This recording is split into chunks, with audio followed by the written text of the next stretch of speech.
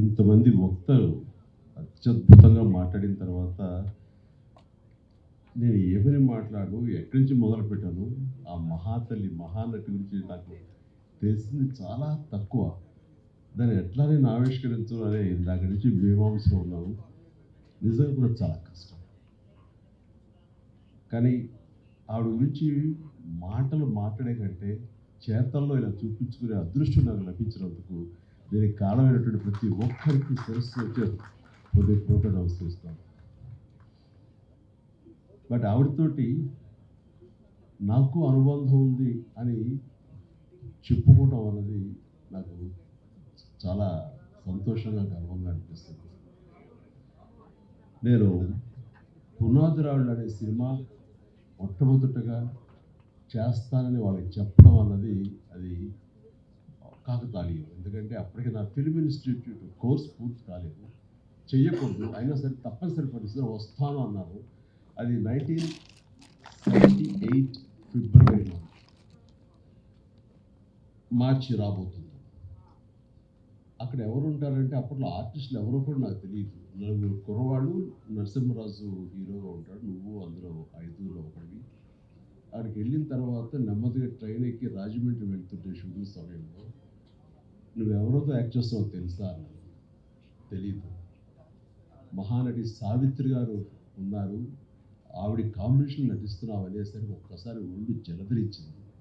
వాళ్ళు నాకు ఎందుకు చెప్పలేదో ఏమో నాకు తెలియదు, కానీ ఇది నిజం అన్నట్లుగా అవాక్య వింటే ఎస్. ఆవిడ రాజమండ్రి పంచవటి హోటల్ ఉండేది అప్పట్లో. ఆ పంచవటి హోటల్లో రూమ్లో సేద తిరుగుతున్నారు. రండి పరిచయం చేస్తామని అది తీసుకువెళ్ళారు. ఆవిడ చూడగానే అసలు అవాక్కైపోయాను, నోట మాట రావట్లేదు. ఈవిడైనా ఎన్నాళ్ళు తెర మీద నేను మా నాన్నగారు అభిమానించేవాళ్ళం. ఆవిడని ఎంతగానో అలా చూసేవాడిని. ఏమీ మాట్లాడలేదు. నీ పేరేంటి బాబు అని అంటే అది అన్నాను. ఎందుకంటే ప్రసాద్ నుంచి చిరంజీవిగా మారిన ఒకటో రోజు రెండో రోజు అది రాజమండ్రికి బయలుదేరడానికి దారిలో అనుకున్నాను ఆ పేరు. ఇక మీద చెప్పాలి, చిరంజీవి అన్నారు. శుభం అని అన్నారు. రేపు ఎప్పుడు మా అంతా కలిసి నటిస్తామని చెప్పారు. అయిన తర్వాత అక్కడ రాజమండ్రి షూటింగ్లో వర్షం వచ్చింది. ఫిబ్రవరి మార్చిల్లో వర్షం ఏంటని మీరు అనుకోవచ్చు, మ్యాంగో షవర్స్ అంటారు, మొన్న కూడా వచ్చింది. అలాంటి అకాల వర్షం వచ్చింది. ఒక గచ్చుతోటి ఉన్న ఒక హౌస్ పంచలో పైన టాప్ రూఫ్ ఉంది, కానీ జల్లు పడుతుంది. అందులో నటించినటువంటి యాక్టర్లు అందరూ రోజారమణి, కవిత, సావిత్రమ్మ గారు, గోకెన్ రామారావు, కొంతమంది ఆర్టిస్టులు వీళ్ళందరూ ఉన్నారు, నరసింహరాజు వీళ్ళందరూ ఉండిన తర్వాత చాలాసేపు వర్షం వాళ్ళకి వస్తూనే ఉంది. ఎవరికి తోయట్లేదు. మీకు తెలుసా ఈ అబ్బాయి చిరంజీవి అబ్బాయి డ్యాన్స్ చాలా బాగా వేస్తాడు, సరదాగా చిరంజీవి డ్యాన్స్ ఏమయ్యారు నేను అడగటం ఆలస్యం. అలాంటి ముందు రెడీ అయిపోతాను. నా దగ్గర టైప్ రికార్డ్ ఉంటుంది.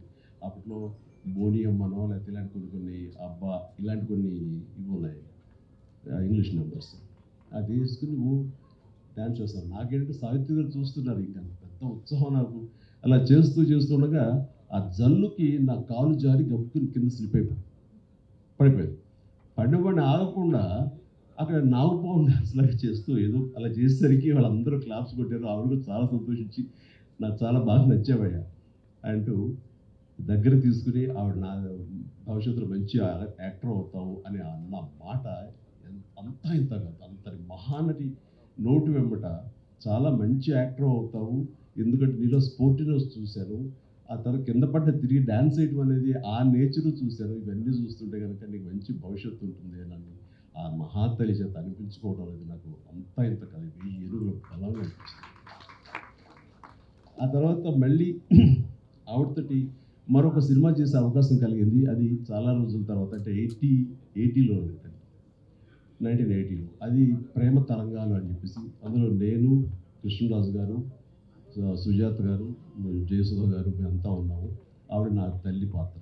ఆ తల్లితోటి మళ్ళీ ఆవిడ బిడ్డగా యాక్ట్ చేసి నటించే అవకాశం నాకు కలిగింది. ఇట్లాగా ఆ తర్వాత మళ్ళీ నేను ఆవిడ చూసే అవకాశం కానీ ఆవిడతో నటించే అవకాశం కలగలేదు. ఆ తర్వాత కాలం చెందారు. కానీ ఆవిడ సినిమాలు ఎప్పుడు చూస్తుంటాను, పాత పాటలు ఎప్పుడు ఇంట్లో పెట్టుకుంటుంటాను. ఏదైనా పాత పాట చూడాలంటే కనుక నాకు సావిత్రమ్మ గారు యాక్ట్ చేసినవి, ఆవిడ పాడినవి ఆ పాటలే చూస్తుంటాను.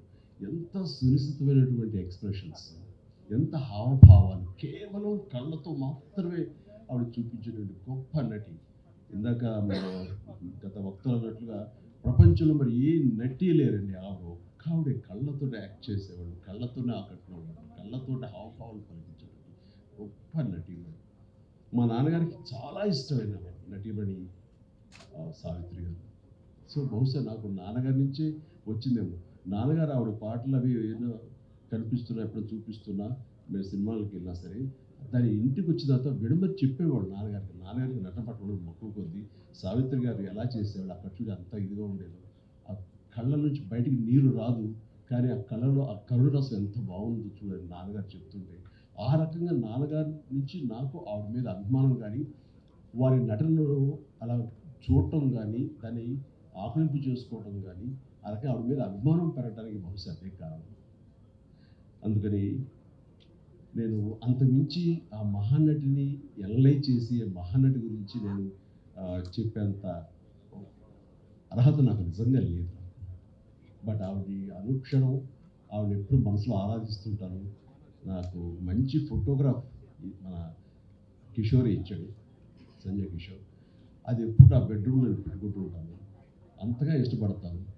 ఒకసారి అదే చెప్తున్నారు చాముండేశ్వరి గారు, ఇంటికి వచ్చినప్పుడు నేను ఆవిడని ఎప్పుడు ఎంతగా ఆరాధిస్తానో, మీరు సడన్గా వచ్చారు నాకు నిజంగా తెలియదు, కానీ మీరు నమ్ముతారు నమ్మరు అంటే ఆ బెడ్రూమ్లోకి వెళ్ళి ఆ ఫోటోగ్రాఫ్స్ ఆవిడ చూపించినప్పుడు ఆవిడ ఎంత స్పందించారు, ఎంత ఇదయ్యారంటే అంత ఇంత కాదు. బహుశా అంతగా ప్రేమించే ఒక యాక్టర్ చిరంజీవి లాంటి మనిషి చేత ఇది చేయించాలని ఆవిడకి ఎందుకు అనుకుంటున్నారో ఏమిటో నాకు నిజంగా తెలియదు. కానీ మన బ్రహ్మానంద గారు వాళ్ళు అన్నట్లుగా ఆ మహాతల్లి పైనుంచి నా గురించి ఇది ఈ పుస్తక ఆవిష్కరణ కానీ నా గురించి మరింత యంగర్ జనరేషన్స్కి తెలిసే విధంగా ఆ అవకాశం మళ్ళీ చిరంజీవి ద్వారానే బయట ప్రపంచానికి మళ్ళీ అందరికీ తెలిసేలాగా నేను ఎప్పుడు చిరంజీవి గారే ఉంటాను.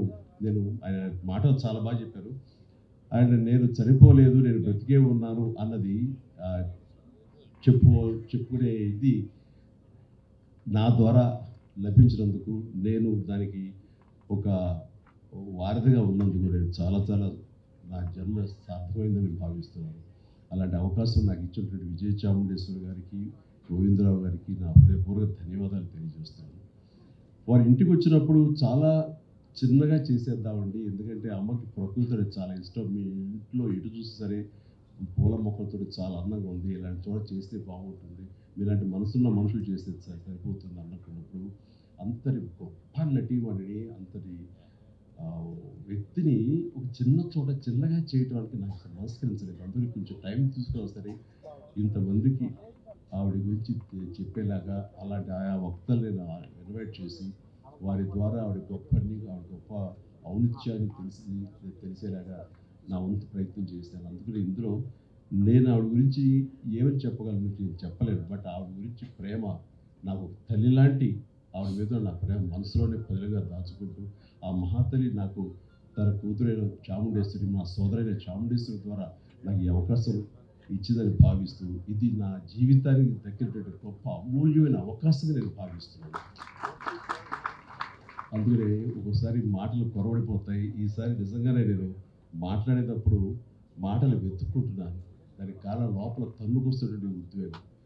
అలాంటి భావోద్వేగాల మధ్య ఉన్న నాకు ఆ మహాతల్లికి మీ అందరి సమక్షంలో నేను మనస్ఫూర్తిగా నా నివాళులు అర్పించుకుంటూ, ఆ మహాతల్లికి ఇంతకంటే ఇంకేం చేయగలం అంటూ నేను తెలియజేస్తూ, దాన్ని ఇంత ఓపికగా మీరు అందరూ ఉన్నారు, ఇంత చక్కగా మీరు అందరూ వీక్షించారు, అందరికీ నా హృదయపూర్వక ధన్యవాదాలు తెలియజేస్తూ, నాకు ఈ అవకాశం ఇచ్చినందుకు ప్రతి ఒక్కరికి నా హృదయపూర్వక ధన్యవాదాలు. అలాగే పేరున ఇప్పుడు ఇచ్చేసినటువంటి వీళ్ళందరూ కూడా ఒక ఫోన్ కాల్ చేసి రండి అనగానే పెద్ద ఎత్తున వచ్చారు, ఎక్కువ సమయం వెచ్చించారు, చాలా అద్భుతంగా మాట్లాడారు.